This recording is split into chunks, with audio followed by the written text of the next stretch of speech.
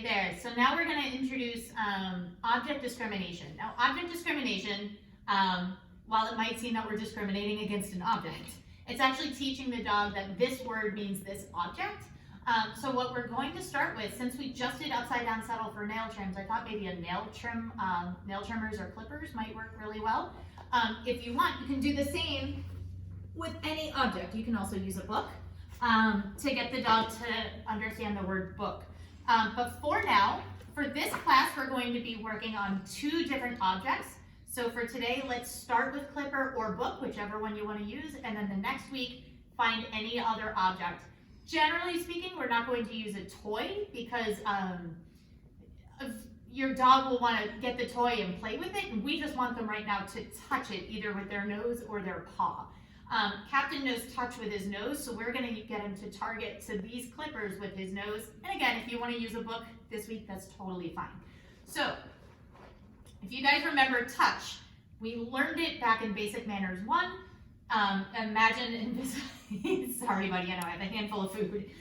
An invisible shoebox-sized rectangle around their head. If you have a jumping dog, we're not going to go up high, we're going to keep it at their eyes or below. So with this, instead of asking him to touch my hand, I'm going to present these clippers. Captain, you found an extra cookie?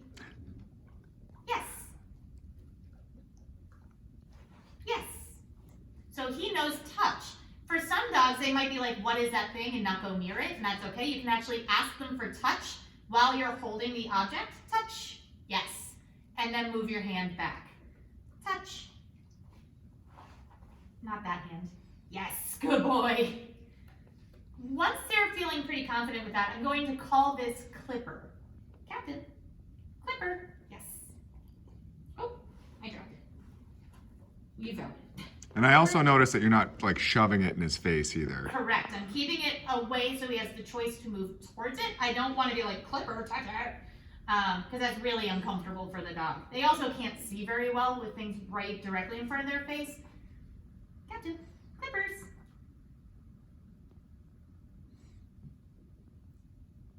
Yes.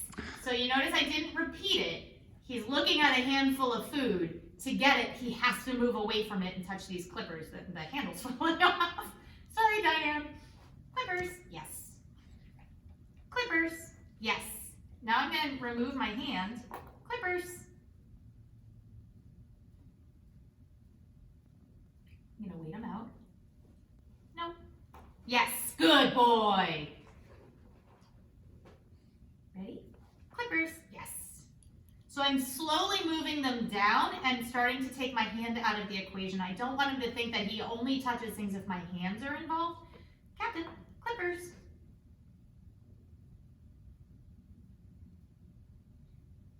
I can maybe look at it, help him out a little bit. He's like, my foot's on it. Doesn't that count?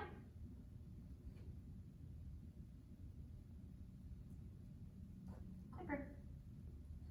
And if it's too hard, I'll lift it. Yes. And help him out. So I don't want him to struggle to the point where he's really starting to fail. Good boy. Yes. Clipper. Move my foot. So it's between his feet. I'm going to see if he can do it.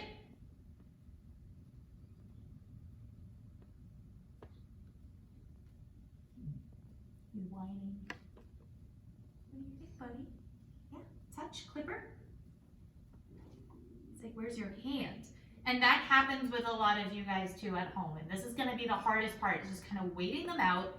He's still engaged in the game. He's still trying to figure it out. He hasn't gotten up. He hasn't left the room. He's trying to figure out how to get the cookies in my hand. And if he's stuck, I can maybe help him out a little bit. Yes. So you can see, even with Captain, who knows this game at home, how hard it might be. So my hand is part of the cue for him for this object in this space.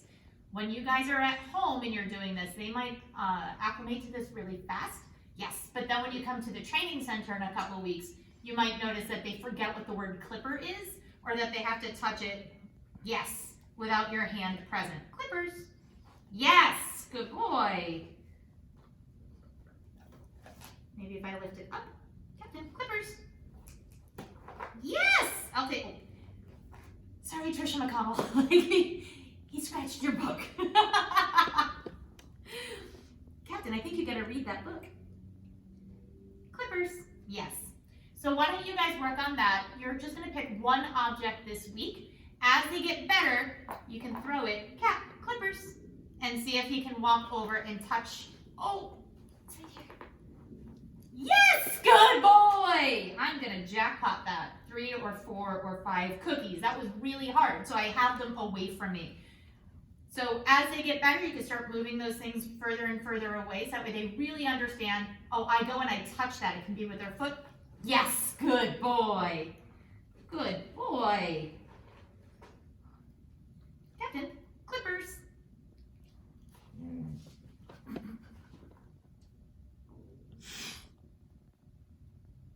You guys cannot see his face.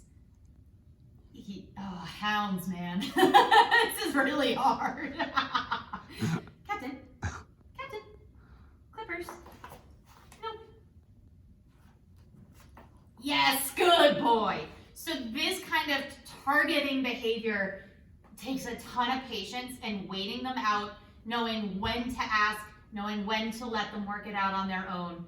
You know your dog better than I do. So you're gonna have to really figure out when do you help them out, when do you let them figure it out. If you keep helping them all the time, they're never gonna figure it out. But if you let them get too stressed out, they're gonna give up. So you have to ride that line, especially in distance targeting behaviors and when they're learning new objects. So pick one object this week. It could be clippers or it could be a book. Or something else. Try not to use toys or food dishes or anything that they already have an association with. We're using novel objects to them. The clipper thing, I really generally like using that because dogs can be afraid of them, and this might be a good way to help them. If your dog is really shutting down around these clippers, try something else. Like, we're not here to make this not fun for your dog. We want your dog to have fun. So play with that this week, and then as they're getting better at that, then maybe you can turn that into the Upside Down Settle and use that to help them with their meal terms. We'll see you next week.